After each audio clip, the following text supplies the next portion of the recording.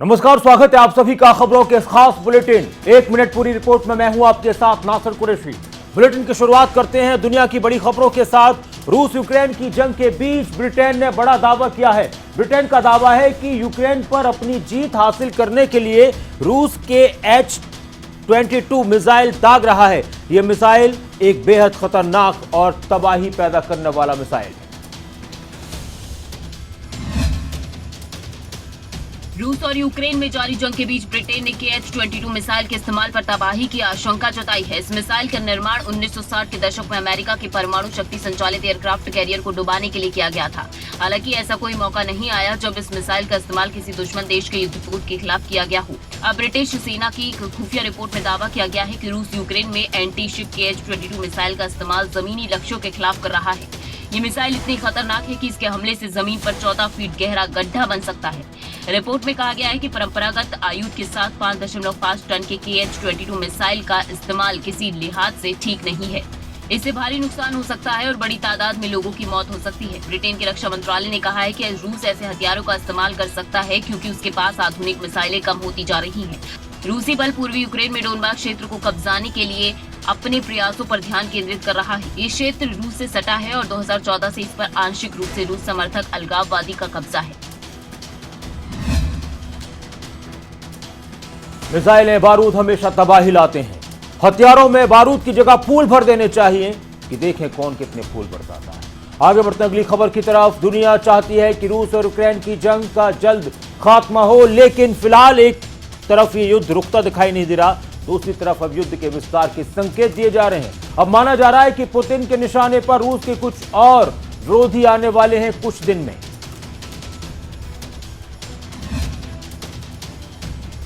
Ukraine के साथ युद्ध शुरू करने के करीब 3 महीने बाद रूस के राष्ट्रपति व्लादिमीर पुतिन ने कुछ नए संकेत दिए हैं। उम्मीद तो की जा रही थी कि युद्ध खात्मे की बात होगी, लेकिन पुतिन ने देश क्षेत्रीय विस्तार की दिशा में आगे कदम बढ़ाने की रणनीति का जिक्र किया। 17वीं सदी के जार्ल पीटर से खुद की तुलना करते नजर आए। पुतिन की तरफ से एक श्रद्धांजलि सभा में संबोधित करते हुए ये संकेत दिए गए हैं। उन्होंने न सिर्फ युद्ध लंबा चलेगा इस बात के संकेत दिए हैं, बल्कि युद्ध का दायरा भी बढ़ सकता है, क्योंकि 17वीं सदी के जार्ल पीटर ने अपने कार्यकाल में 10 साल से ज्यादा युद्ध किए थे। अब माना जाता है कि यूक्रेन में तमाम चुनौतियों के बाद भी रूस कई बड़े शहरों पर कब्जा कर चुका है। ऐसे में रूस के विरोध में खड़े या फिर रूस के विरोधियों का साथ देने वाले राष्ट्र पर पुतिन की तरफ से सैन्य कार्रवाई की जा सकती है, क्योंकि एक तरफ तो यूक्रेन खंडर हो रहा है, दूसरी तरफ यूक्रेनी राष्ट्रपति ने दावा किया कि यूक्रेन की बंदरगाह पर रूस के कब्जे के बाद यूक्रेन में खाद्य संकट खड़ा हो गया है।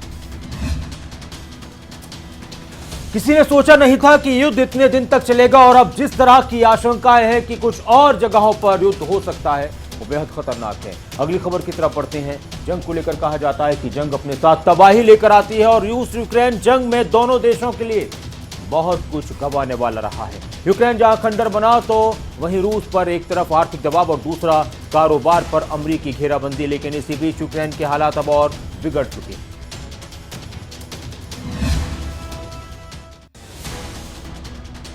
खंडर हो चुका यूक्रेन झुकने को तैयार नहीं है, लेकिन अब यूक्रेन रूस की इस जंग ने एक नया मोड़ ले लिया। हालात बिगड़ रहे हैं, रूस पर आर्थिक दबाव बढ़ रहा है, लेकिन रूस के सामने अभी भी ऐसी कोई चुनौती नहीं कि रूस को झुकना पड़े। लेकिन खंडर हो चुके यूक्रेन को अमेरिका और पश्चिमी यूरोप की मदद भी कम पड़ रही है। कहा जा रहा है कि अब गेंद पूरी तरह से रूस के पाले में जा गिरी। यूक्रेन के राष्ट्रपति व्लादिमीर जेलेंस्की ने कहा कि रूसी नाकेबंदी की वजह से लाखों लोग भूखे मरने के कगार पर हैं। यूक्रेनी राष्ट्रपति ने कहा कि काला सागर पोर्ट पर रूस की तरफ से नाकेबंदी की गई है और इसका असर यूक्रेन की आम जनता पर पड़ रहा है। यूक्रेन के राष्ट्रपति जेलेंस्की ने कहा कि रूसी नाकेबंदी की वजह से लाखों लोग भूखे मर सकते हैं। यूक्रेन की काला सागर पोर्ट पर रूस की तरफ से नाकेबंदी की गई है। ऐसे में खाने का सामान सप्लाई नहीं हो पा रहा।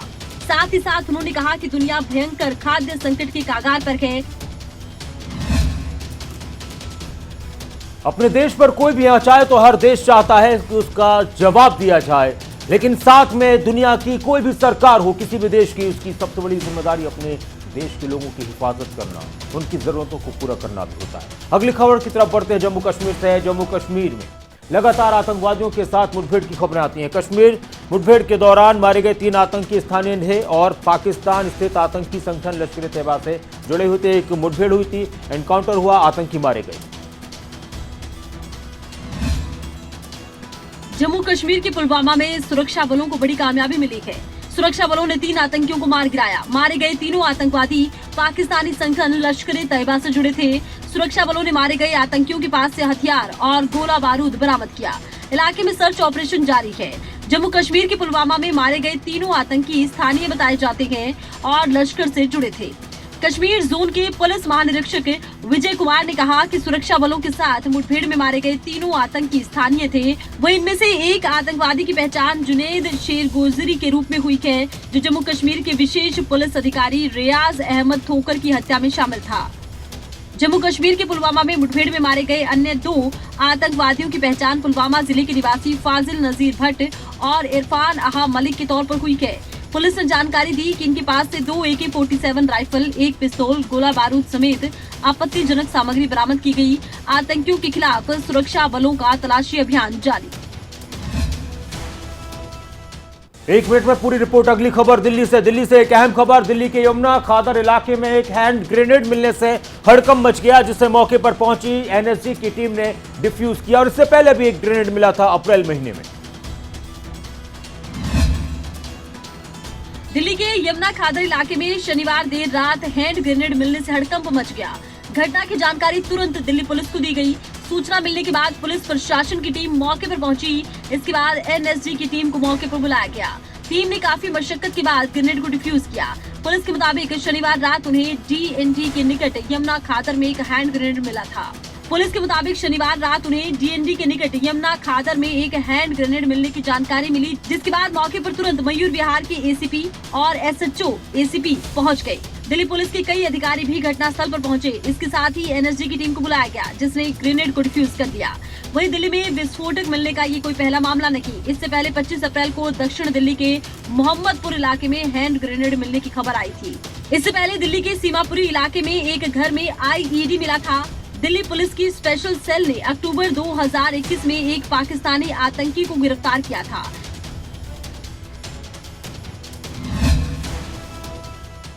एक मिनट में पूरी रिपोर्ट। एक और अहम खबर। पैगंबर हजरत मोहम्मद पर विवादित टिप्पणी करने के आरोप में नुपुर शर्मा और बीजेपी के निष्कासित नेता नवीन जिंदल को गिरफ्तार किए जाने की मांग को लेकर शुक्रवार को देश भर में कई जगहों पर प्रदर्शन किए गए और इस दौरान कई जगहों पर माहौल भी बिगड़ गया।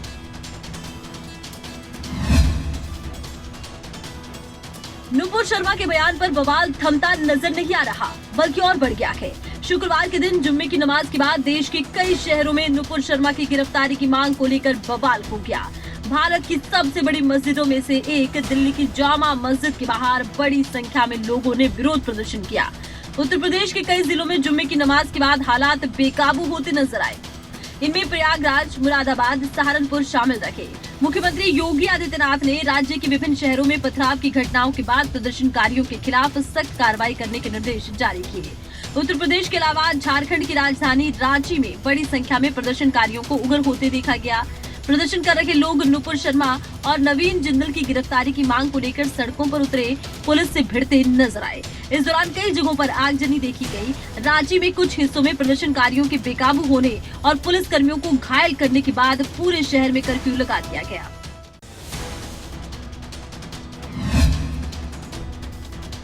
पैगंबर मोहम्मद पर विवादित टिप्पणी के मामले में नुपुर शर्मा और नवीन जिंदल को गिरफ्तार किए जाने की मांग लगातार हो रही है, तो वहीं दूसरी तरफ इस मामले को लेकर जो प्रदर्शन हुआ, पत्थरबाजी हुई, उस पर अब कार्रवाई की जा रही है। कई लोगों को गिरफ्तार किया गया है। अगली खबर की तरफ बढ़ते हैं। दिल्ली की जामा मस्जिद में जुमे की नमाज के बाद हुए विरोध प्रदर्शन के मामले में 2 लोगों को गिरफ्तार किया गया। क्या कुछ मामला था, क्यों इनकी गिरफ्तारी हुई, ये रिपोर्ट। दिल्ली की जामा मस्जिद में जुमे की नमाज के बाद विरोध प्रदर्शन करने वाले लोगों की दिल्ली पुलिस ने पहचान कर ली है। पुलिस ने इस विरोध प्रदर्शन में शामिल 2 लोगों को गिरफ्तार कर लिया है। पुलिस ने दोनों उपद्रवियों के खिलाफ 153A के तहत FIR दर्ज की है। DCP सेंट्रल दिल्ली श्वेता चौहान ने बताया कि केंद्रीय जिला पुलिस ने शनिवार रात 153A को जोड़कर 2 लोगों को गिरफ्तार किया है। उन्होंने बताया कि व्हाट्सएप पर शेयर किए गए मैसेज और पोस्ट की बेहद गंभीरता से जांच हो रही है। साथ ही ये भी कहा कि जांच में ये भी पता लगाने की कोशिश हो रही है कि विरोध प्रदर्शन में शामिल लोग लोकल है या बाहर के। उन्होंने कहा अब तक की जांच में किसी राजनीतिक दल या संगठन के शामिल होने की बात सामने नहीं आई है। दरअसल निलंबित बीजेपी नेता नुपुर शर्मा और निष्कासित नेता नवीन जिंदल की भड़काऊ टिप्पणी के खिलाफ दिल्ली की जामा मस्जिद में बड़ी संख्या में लोगों ने विरोध प्रदर्शन किया। इस विरोध प्रदर्शन को लेकर दिल्ली सेंट्रल की डीसीपी श्वेता चौहान ने बताया कि जामा मस्जिद में जुमे की नमाज के लिए करीब 1500 लोग जमा हुए थे। नमाज के बाद करीब 300 लोग बाहर आए और नुपुर शर्मा और नवीन जिंदल की भड़काऊ टिप्पणी का विरोध करने लगे।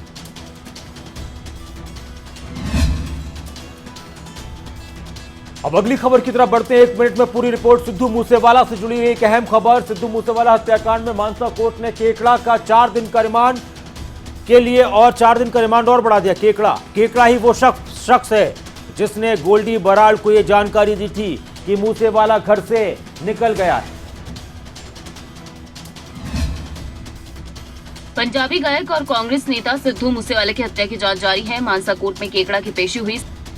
संदीप उर्फ केकड़ा के रिमांड खत्म होने पर पुलिस से कोर्ट ने उसका रिमांड बढ़ाने की मांग की है। पुलिस का कहना था कि केकड़ा इस हत्याकांड का मुख्य किरदार है। उसी ने मूसेवाला की रेकी की और विदेश में बैठे गोल्डी बराड़ को जानकारी दी। वहीं पुलिस ने अदालत को बताया कि वो जांच में ठीक से सहयोग नहीं कर रहा है और जांच को भटकाने की कोशिश कर रहा है, लिहाजा उसका रिमांड बढ़ाया जाए। अदालत ने केकड़ा की 4 दिन की रिमांड बढ़ा दी है। बता दें, पंजाब पुलिस की पूछताछ में केकड़ा ने बताया कि मूसेवाले की रेकी की डील 15,000 रुपए में हुई थी। वो कई बार रेकी करने गया था। इतना ही नहीं, जांच में ये भी सामने आया कि 13 बार केकड़ा के फोन पर गोल्डी बराड़ से बात हुई। 29 तारीख को जिस दिन सिद्धू मूसेवाला की हत्या हुई उस दिन केकड़ा ही वो शख्स था जिसने गोल्डी बराड़ को ये जानकारी दी थी कि मूसेवाला निकल गया है। उसके साथ सिक्योरिटी नहीं है और वो बुलेट प्रूफ गाड़ी में भी नहीं है। गौरतलब है कि सिद्धू मूसेवाला की 29 मई को पंजाब के मानसा में अज्ञात हमलावरों ने गोली मारकर हत्या कर दी थी। 1 मिनट में पूरी रिपोर्ट। अगली खबर छत्तीसगढ़ से एक अहम खबर। छत्तीसगढ़ के जांजगीर में एक 11 साल का बच्चा जिसका नाम राहुल साहू है बोरवेल में गिर गया है। कई दिन हो चुके हैं, उसको निकालने की पूरी कोशिश जारी है। ऑपरेशन चलाया गया, रेस्क्यू ऑपरेशन। शासन प्रशासन की तरफ से, स्थानीय लोगों की तरफ से कई तरह के इंतजाम किए गए हैं। रिपोर्ट देखिए। छत्तीसगढ़ के जांजगीर में शुक्रवार की दोपहर बोरवेल में गिरे बच्चे को बचाने के लिए 40 घंटे से ज्यादा समय से ऑपरेशन जारी है। चांपा जिले के पेढ़ीद गांव में 11 साल का राहुल साहू बोरवेल में गिर गया, जिसके बाद लगातार एसडीआरएफ, एनडीआरएफ, आर्मी और जिला प्रशासन की टीम रेस्क्यू ऑपरेशन चला रही है, जिस पर मुख्यमंत्री भूपेश बघेल ने कहा, बच्चे का बोरवेल में गिरना दुखद है, हम सब उसे बचाने के लिए कोई कसर नहीं छोड़ रहे। बोरवेल में गिरे राहुल को बचाने के लिए अब तक 40 सिलेंडर ऑक्सीजन लग चुके हैं। 65 फीट गहरे बोरवेल में राहुल गिरे। राहुल तक पहुंचने के लिए सभी प्रयास किए जा रहे हैं। बताया जा रहा है कि लगभग 45 फीट तक गड्ढा हो चुका है और इस ऑपरेशन में एसडीआरएफ, एनडीआरएफ, आर्मी और जिला प्रशासन के लोग लगे हुए हैं। उम्मीद जताई जा रही है कि आज राहुल को सुरक्षित बाहर निकाल लिया जाएगा। वहीं सीएम भूपेश बघेल ने इससे पहले ट्वीट कर कहा था, लगातार रेस्क्यू ऑपरेशन जारी है। बच्चे को फल और जूस पहुंचाया गया है और परिजनों से भी आवाज के माध्यम से बात करवाई जा रही है ताकि उसका मनोबल बना रहे। हम सब उसकी कुशलता की प्रार्थना करते हैं। दरअसल कुछ समय पहले घर के पिछले हिस्से में सब्जी के लिए लगभग 80 फुट गहरे बोरवेल की खुदाई करवाई गई थी। जब बोरवेल में पानी नहीं निकला तो उसे बिना इस्तेमाल किए छोड़ दिया गया। अगली खबर राहुल गांधी से जुड़ी हुई। सोमवार को परिवर्तन निदेशालय के सामने राहुल गांधी को पेश होना है और इसको लेकर कल चंडीगढ़ में हरियाणा कांग्रेस की तरफ से रोष मार्च निकाला जाएगा। साथ ही देश भर में कांग्रेस की तरफ से अलग अलग जगहों पर प्रदर्शन किए जाएंगे।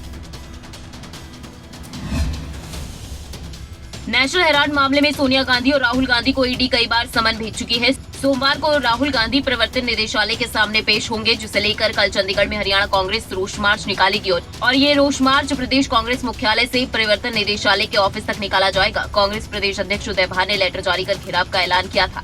कांग्रेस के सभी नेता और विधायक इस दौरान मौजूद रहेंगे।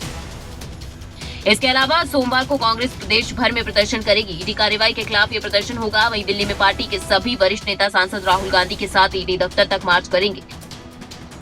प्रवर्तन निदेशालय ने कांग्रेस अध्यक्ष सोनिया गांधी को एक नया समन जारी कर नेशनल हेराल्ड मनी लॉन्ड्रिंग मामले में 23 जून को पूछताछ के लिए पेश होने को कहा है।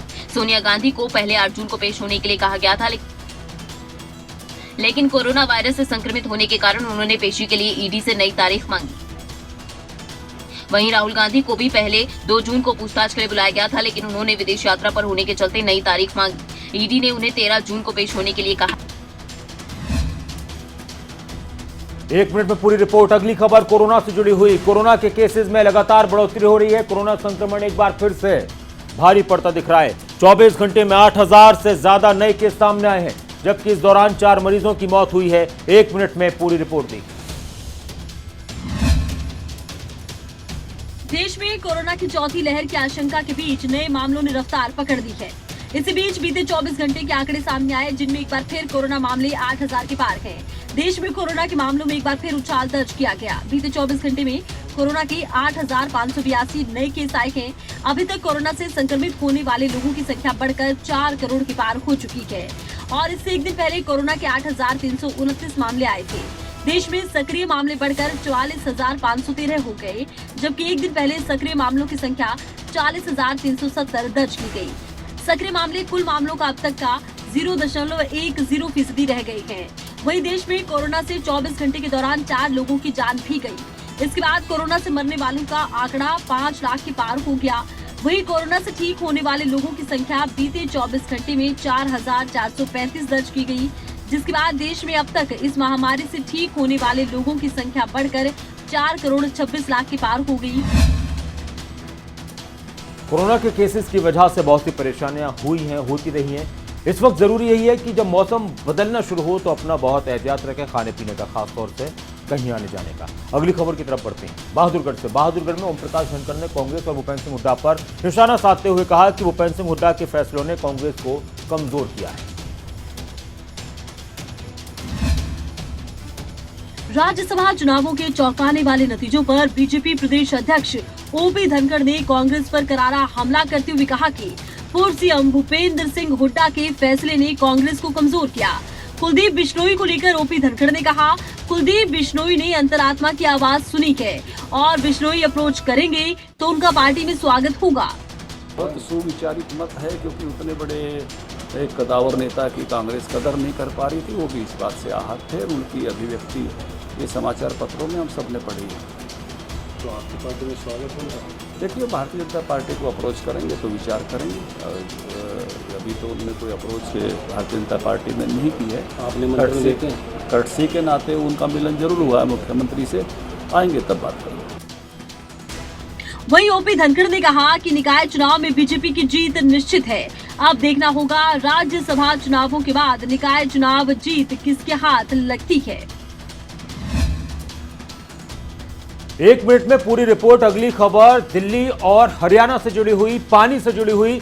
दिल्ली बीजेपी का एक प्रतिनिधिमंडल हरियाणा के मुख्यमंत्री मनोहर लाल से मुलाकात करने के लिए हरियाणा भवन, दिल्ली स्थित हरियाणा भवन पहुंचा और एक पत्र दिया और पानी की मांग की। दोनों प्रदेशों के बीच चल रहे पानी विवाद पर चर्चा हुई और साथ में इस दौरान निशाने पर केजरीवाल सरकार ने।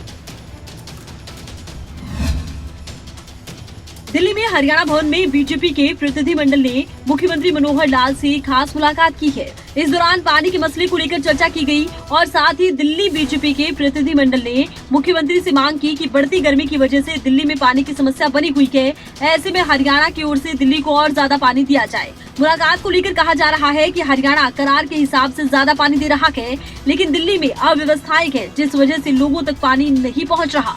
दिल्ली में हरियाणा की ओर से जो पानी आता है और वो पर्याप्त पानी जो करार के मुताबिक 1054 क्यूसेक पानी हरियाणा को देना है। तो वहीं बीजेपी की तरफ से केजरीवाल सरकार पर निशाना साधा गया और कहा गया कि दिल्ली के मुख्यमंत्री अपनी खामियों को छुपाने के लिए केंद्र सरकार और राज्य सरकारों पर आरोप लगा रहे हैं, लेकिन जरूरत इस बात की है कि दिल्ली जल बोर्ड में सुधार किया जाए, पानी की लीकेज की समस्या को दूर किया जाए। 1 मिनट में पूरी रिपोर्ट। अगली खबर बिजली मंत्री चौधरी रणजीत सिंह से जुड़ी हुई। हरियाणा के बिजली मंत्री चौधरी रणजीत सिंह ने गन्ना किसानों के लिए बड़ा ऐलान किया है। उन्होंने कहा है कि अब गन्ना किसानों को 8 घंटे बिजली दी जाएगी। हरियाणा के बिजली मंत्री रणजीत सिंह ने बड़ा ऐलान करते हुए हरियाणा में गन्ना उत्पादन करने वाले किसानों को अब 8 घंटे बिजली देने का ऐलान किया। उन्होंने कहा कि जिन इलाकों में गन्ने की पैदावार होती है वहां अब 8 घंटे बिजली मिलेगी, जिससे गन्ना उत्पादन करने वाले किसानों को फायदा होगा। साथ ही उन्होंने कहा कि पहले गन्ना उत्पादन करने वाले किसानों को 5 घंटे बिजली दी जाती थी, लेकिन अब उन्हें 3 घंटे बिजली अतिरिक्त दी जाएगी। हमारे पहले भी कोई दिक्कत नहीं थी, शुरू में तो दिन जरूर आई थी। अब हमारे बिल्कुल एकदम से दिया, कहीं कोई कट नहीं। आज से हमने किसानों को बिजली 5-5 घंटे देते थे, क्योंकि अब शुगर बेल्ट में चाहिए गन्ना के लिए, किसानों को भी गन्ने का टाइम आ गया। तो जो गन्ना बेल्ट है उसमें आज से हमने 10-10 घंटे शुरू कर दिया। बिजली मंत्री ने कहा कि जिन जगहों पर रात को 2 घंटे के कट लगते थे वो कट अब नहीं लगेंगे। उन्होंने कहा कि अब हरियाणा में बिजली की कोई कमी नहीं है, बिजली के कट भी अब नहीं लग रहे। साथ ही उन्होंने कहा कि हरियाणा में बिजली की स्थिति में अब सुधार हो रहा है। किसानों को वक्त पर बिजली मिले, पूरी बिजली मिले, ये होना चाहिए, और अगर ऐसा होता है तो उससे अच्छा कुछ नहीं होगा। अगली खबर की तरफ बढ़ते हैं। हरियाणा के राज्यसभा चुनाव के नतीजों के बाद आम आदमी पार्टी ने कांग्रेस पर निशाना साधा है। राज्यसभा सांसद डॉक्टर सुशील गुप्ता और आम आदमी पार्टी के नेता अशोक तंवर ने कांग्रेस पर कई गंभीर आरोप लगाए।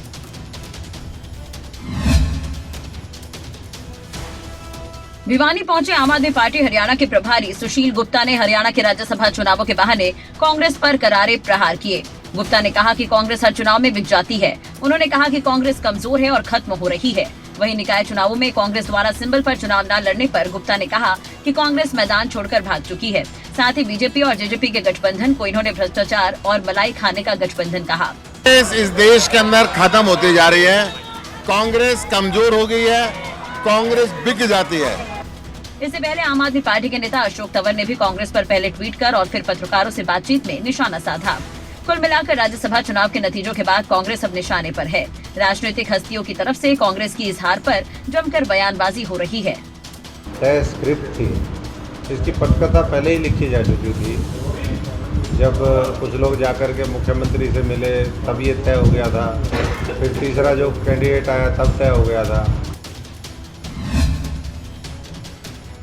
अगली खबर की तरफ बढ़ते हैं। 1 मिनट में पूरी रिपोर्ट। किसान आंदोलन के स्थगित होने के बाद सरकार और किसानों के बीच हुए समझौते में शामिल कुछ मांगें पूरी न होने से किसानों में फिर से नाराजगी देखने को मिल रही है। पूरी रिपोर्ट देखिए। यमुनानगर के कस्बा रादौर में पहुंचे भाजपा के प्रदेश अध्यक्ष रतन मान ने कहा कि सरकार ने कृषि कानून को वापस ले लिया था, लेकिन समझौते के तहत रखी गई कई मांगों को सरकार ने आज तक पूरा नहीं किया, जिसके चलते भाजपा नेता प्रदेश भर में किसानों के साथ बैठकें कर एक बार फिर आंदोलन करने की तैयारी बना रहे हैं। उन्होंने बताया कि कुरुक्षेत्र के गाँव डल्ला माजरा में 12 जून को एक किसान महापंचायत का आयोजन किया जाएगा, जिसमें भाजपा राष्ट्रीय प्रवक्ता राकेश टिकैत मुख्य अतिथि के तौर पर शिरकत करेंगे, जबकि राष्ट्रीय महासचिव युद्धवीर सिंह सहरावत सहित कई बड़े किसान नेता इस महापंचायत में पहुंचेंगे। 2 मुख्य कार्यक्रमों का आने वाले दिनों में आयोजन किया जा रहा है। 12 जून को डल्ला माजरा गांव में कुरुक्षेत्र में वहां पर एक किसान पंचायत का आयोजन किया जा रहा है, जिसमें प्रमुख तौर पे देश के प्रमुख किसान नेता राकेश टिकैत जी, युद्धवीर सहरावत जी, जो हमारे राष्ट्रीय महासचिव और प्रदेश के कई नेता पहुंच रहे हैं। इस दौरान 16 से 18 जून को हरिद्वार स्थित किसान घाट पर भी वार्षिक किसान महापंचायत का आयोजन किया जाएगा, जिस महापंचायत में आगामी रणनीति की घोषणा की जाएगी। अगली खबर 1 मिनट में पूरी रिपोर्ट सोनीपत से। सोनीपत के गांव शहजानपुर के ग्रामीणों ने चौक पर बनाए जा रहे नए शराब ठेके को हटवाने की मांग को लेकर प्रदर्शन किया। साथ ही आबकारी विभाग को लिखित शिकायत देकर कार्रवाई की मांग की है। इस पूरे मामले को लेकर ग्रामीणों का कहना है कि आसपास स्कूल है और कई धार्मिक स्थल हैं। यहां पर ग्रामीण किसी भी सूरत में शराब के ठेके को बनने नहीं देंगे। उन्होंने मांग करते हुए कहा कि सरकार को यहां पर शराब के ठेके को बनाने की मंजूरी नहीं देनी चाहिए।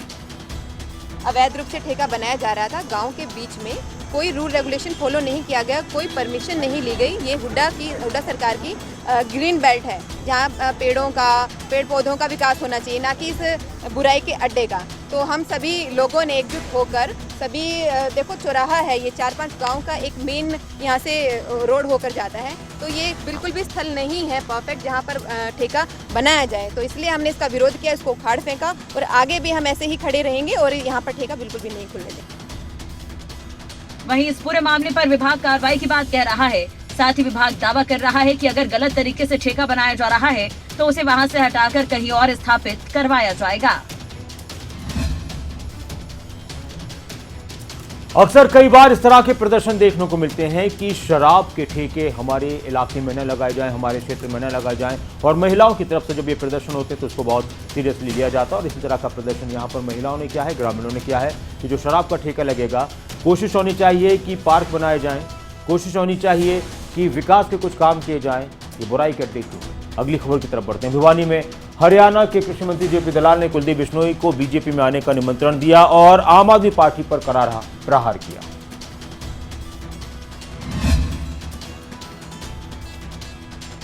भिवानी में हरियाणा के कृषि मंत्री जेपी दलाल ने राज्यसभा चुनावों के चौंकाने वाले नतीजों पर कुलदीप बिश्नोई की सराहना की। उन्होंने कहा कि कांग्रेस ने कुलदीप का अपमान किया, जिससे उनके लाखों समर्थक हताश थे। जेपी दलाल ने कहा कि कुलदीप बिश्नोई बीजेपी में आते हैं तो उनका स्वागत होगा। वहीं जेपी दलाल ने आप सांसद सुशील गुप्ता के आरोपों पर कहा कि आप झूठ बोलने और आरोप लगाने और माफी मांगने में एक्सपर्ट है, जो कोर्ट जाते ही माफी मांग लेते हैं। उन्होंने कहा कि आपको कोई गंभीरता से लेता नहीं, आपका हरियाणा में कोई जनाधार नहीं। साथ ही निकाय चुनाव में जीत का दावा भी किया, लेकिन निकाय चुनाव में जीत का ताज किसके सिर पर सजता है ये तो समय ही बताएगा। पर ये निश्चित है कि भाजपा ने राज्यसभा चुनावों के बाद अब निकाय चुनाव जीतने में पूरी ताकत झोंक दी है।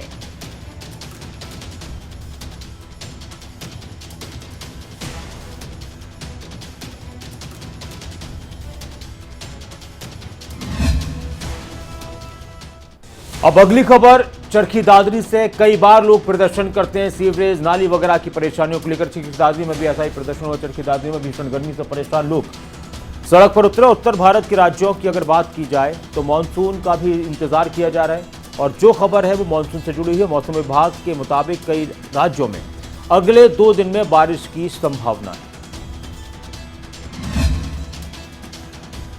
इन दिनों कई राज्य भीषण गर्मी से परेशान हैं। भीषण गर्मी से परेशान राज्यों को अब मानसून का बेसब्री से इंतजार है। मौसम विभाग के मुताबिक दक्षिण पश्चिम मानसून मध्य अरब सागर के कुछ हिस्सों, पूर्व गोवा, कोंकण और कुछ हिस्सों और कर्नाटक के कुछ हिस्सों में आगे बढ़ गया है। ऐसे में इन राज्यों में अगले 2 दिन बढ़िया बारिश होने की संभावना है। वहीं राष्ट्रीय राजधानी दिल्ली की बात करें और अधिकतम तापमान 43 डिग्री तक रिकॉर्ड किया जा सकता है।